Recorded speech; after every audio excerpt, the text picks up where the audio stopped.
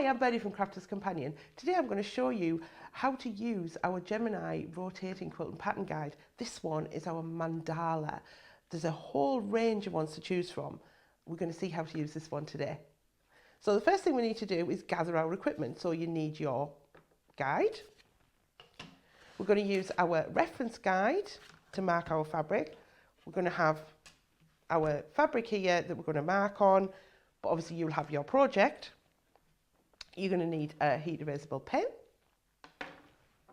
scissors, our sewing machine, ruler foot, and if you have one, a slider sheet and some quilting gloves.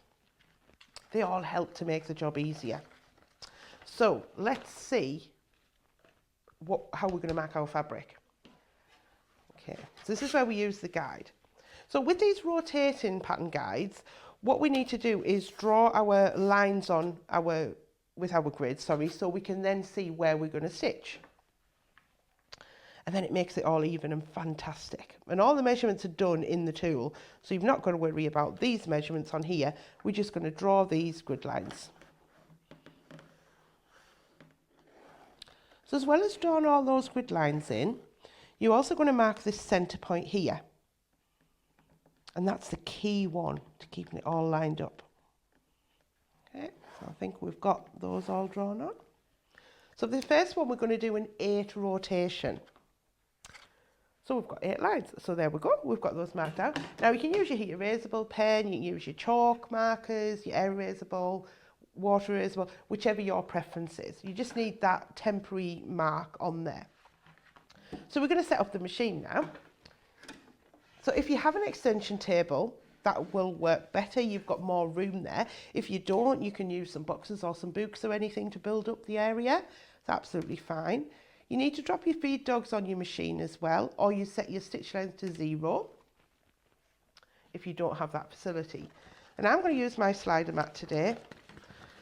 So this is, it's not sticky, but it's like a tacky substance that peels on and off. It's quite a wonderful invention. You can see there how it just peels on there and then it just peels off. There's no residue there on your machine. Just makes that bottom bit slippy. We want it as slippy as we can. And then gloves, we'll pop them on later. We've also got our ruler foot on the machine. Now I have my ruler foot on already, but I have another one here that you can see that it fits to the side of your machine. You're going to take off your normal foot, which has the ankle on, and keep that safe. Pop it in your accessory box so you don't lose it. And a ruler foot is different to an embroidery foot or a darning foot if you have one of those. This area here is deeper, and what that does is that butts up against the acrylic and stops your needle from hitting the acrylic. If you use an embroidery foot or a free motion foot, that's quite narrow, so you can actually hit that, so it's not suitable for ruler work. It can go underneath as well. So you definitely want your ruler foot. And then you're going to have your project, and we need to get our guide. Now, we have full instructions on the packaging when you receive this, and what it will tell you is what order we need to sew this one around. So with the Mandala, there is a basic numbers guide to follow, so we just need to jot them on here. So what we want to do is just number our lines. So again, with our heat erasable pen, so I'm just going to go around and number 1 to 8. And this is for the, oh, not 8, heat erasable, 4, 5, 6, 7, 8. Okay. And this is for the 8-way rotation. So we're going to start off with number 1. And what this means is by doing it in the number order, you'll be able to go around all in one go, so you won't have to pause. And then you've got no ends to cut off as well. So there's a lot of complicated thinking went into these to get them to do this. So I am really, really addicted to them. So I've lined up my centre hole with the hole on the tool and all of the grid lines as well, and then I'm going to position that just at the start, and then I'm going to bring the thread up. So we always bring the thread up so it doesn't nest underneath. ease that up there. And then we're going to do a few stitches on the spot just to secure that stitch. And we're going to have our needle down position. I'm just going to trim the thread, and then I'm going to start sewing. So I'm going to go all the way around the tool, and I'm going to hug the outside of it with the ruler foot.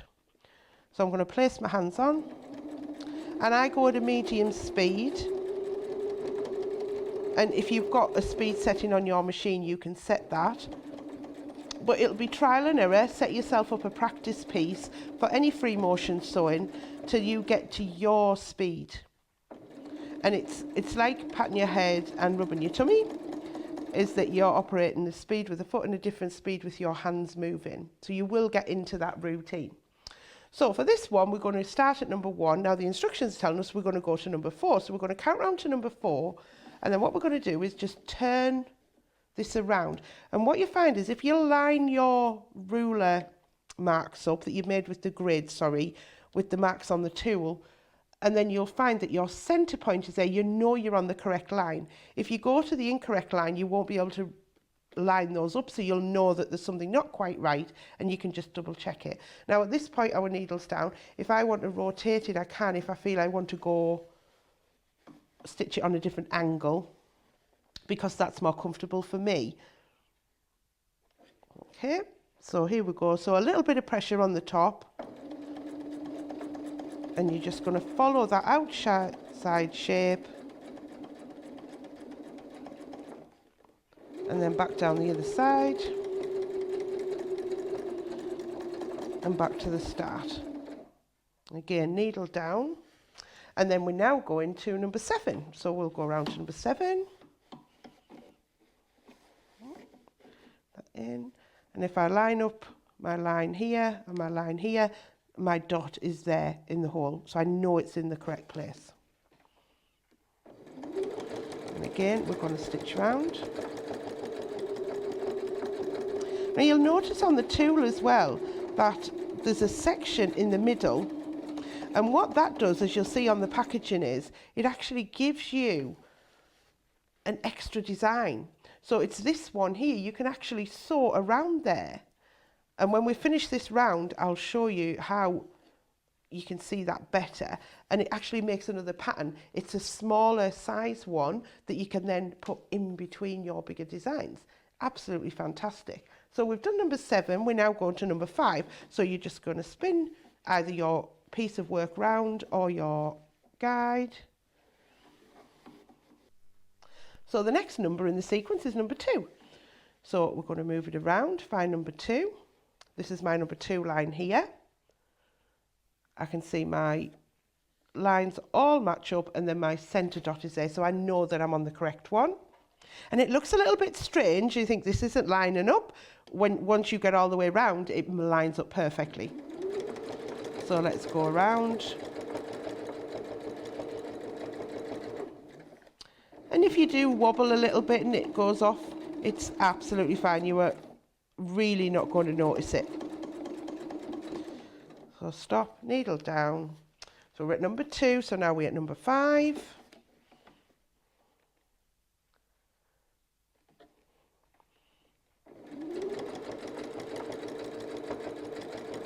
What you could do is make yourself a sampler set of the different designs, so the 8-way rotation that we're doing now, and then you could do the outside shape and one for the inside shape, so you can see what designs they actually make on the fabric. But I say on the instruction packaging, you do see that they're on there, so you can make a decision of which one you're going to use. We're now in number 8.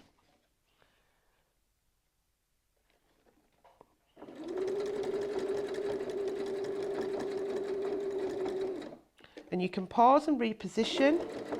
Try not to overstretch if you're stretching too much. So you want to be stitching comfortably and not having any pressure on your shoulders. So there we are, number 8. And then we need to go to number 3. Spin it round, and I say again, it lines up absolutely perfectly because we've put those lines on from the reference guide.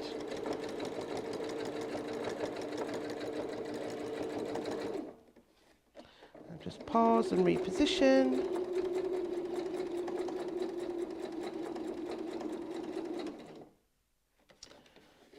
And then number 3 is our last one. No, number 6. I was ahead of myself there.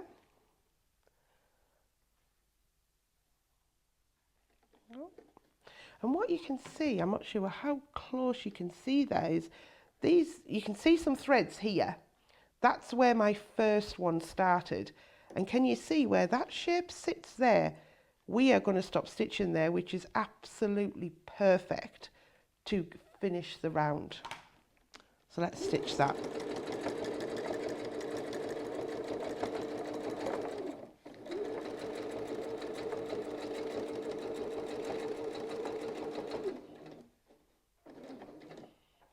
There we go. So we're going to take that out and cut off my bobbin thread. And that's our 8-way rotation. Doesn't it look amazing? And you can see there where it's absolutely spot on that it hits back again. So you've done that full in one section. So what we're going to do now is we're going to do the 16 round. And again, the full instructions are on the packaging for you. Let me just move the machine. And I can show you how we do that. So when we drew the grid the first time, we did the 8 for the 8-way rotation. So for a 16, what we need to do is take the grid again. Now on the grid, I'll show you on the back of the grid, can you see that we've got the grooves here that we drew through, and then we've got these lines in here. So this is where we need to use those lines to draw the other 8 lines, so we've got 16.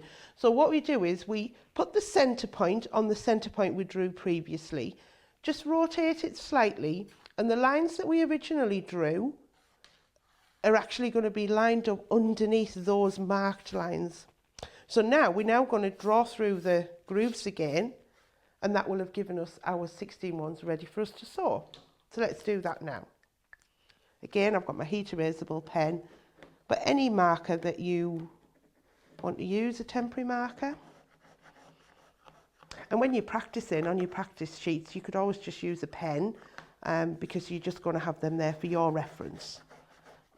The good thing with our heat erasable pens, we have a set of 3 and they're different colours. And I found that really handy when I was doing this. So let's take that off and we can see we've now got our additional lines. So what I'm going to do is just take my red, that should show up. Now when we did the 8 round, we numbered from 1 to 8. But this time we need to just number 1 to 16. Easy. So we're just going to start again and we're just going to number them.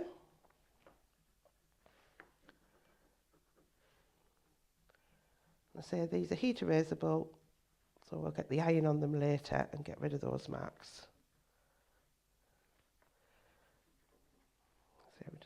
And then we have the sequence of numbers given as well in the instructions, so we know exactly which order we're going to sew in. Now on the instructions, what it does give you the instructions to do the first row of 8 on its own, and that's on a grid numbered 1 to 8. If you want to do the 16, that gives you a separate set of numbers. So what you could do, if you know you're going to do a 16, you can draw the 16 out first, and then you can follow the instructions to sew out this first section here.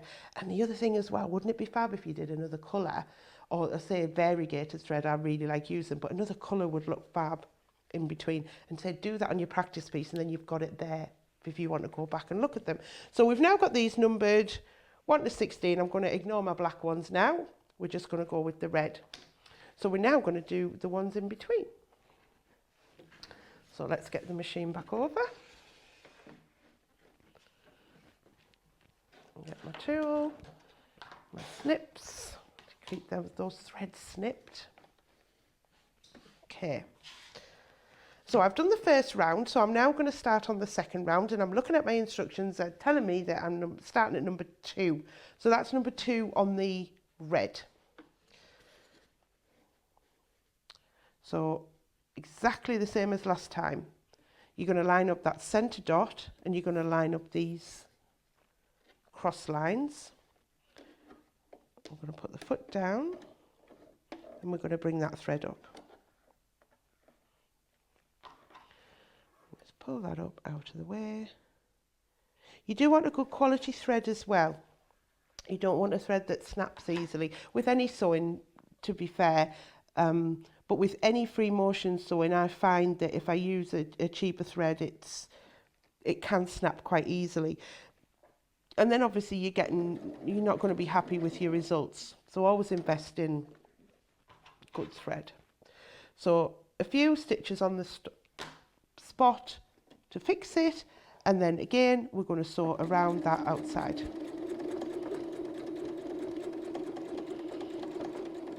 If you need to pause to adjust and then start again. If you find your tension isn't quite right, I would check your thread, I would check your needle. I wouldn't touch your tension, check your needle first, check you've got your bobbin wound, you know, the correct tension, it's not too loose. Try those first before you actually change your top tension. So my instructions now are telling me to now go to number 8. So I've gone round to the red 8.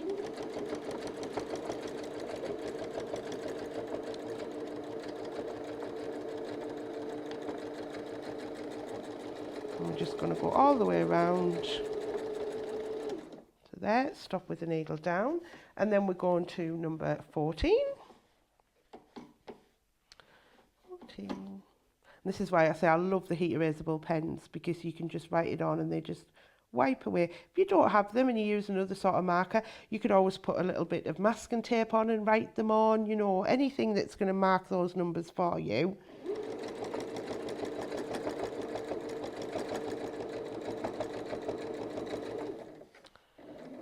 Now, I feel I'm stretching a bit there, so I'm going to turn it round, but I've left my needle down.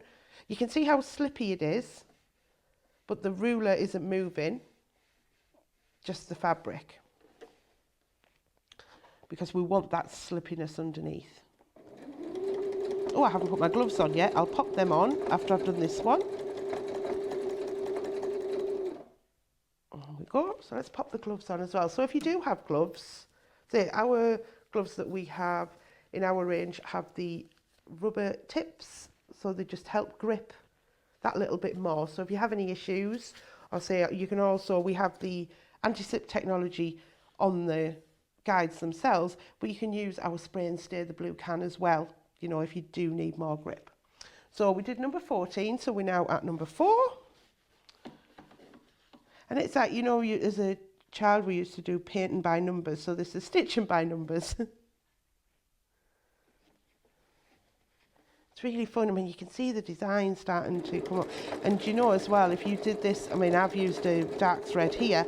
If you've got fabric paints or ink that you can use, and you can actually colour these sections in, that's, oh, I've just thought of that idea. That would be quite amazing, especially on the front of a cushion. It's definitely going to be one of a kind, isn't it? And everyone's going to be wanting you to make one for them. So we're now at 4, we're now with number 10.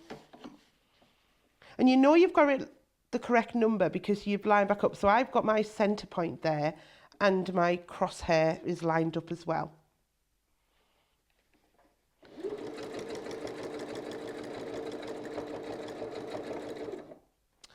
I'm just going to rotate. And when I rotate, I take just a tiny little bit of pressure on the ruler. That keeps that all in place as well.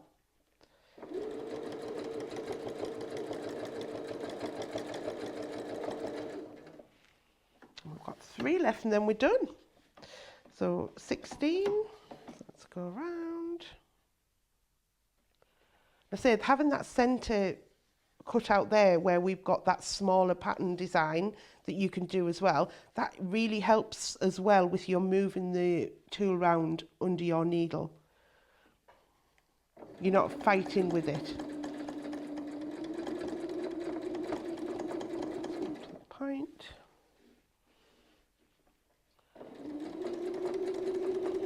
So there's no right or wrong of which way you want it. If you want it pointing towards you or pointing away, it's totally your, whatever's easier for you, your choice. Okay, 2 to go, so number 6.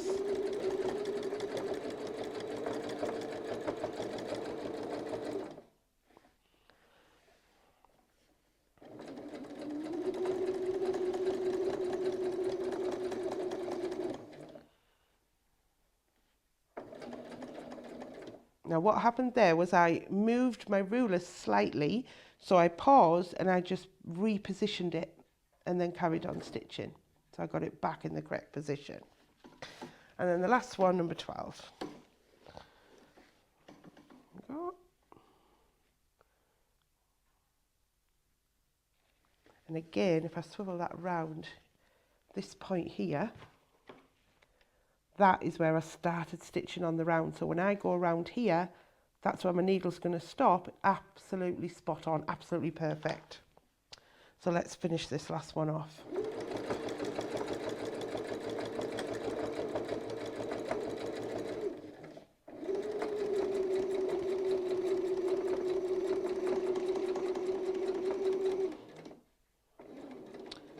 A few stitches on the spot.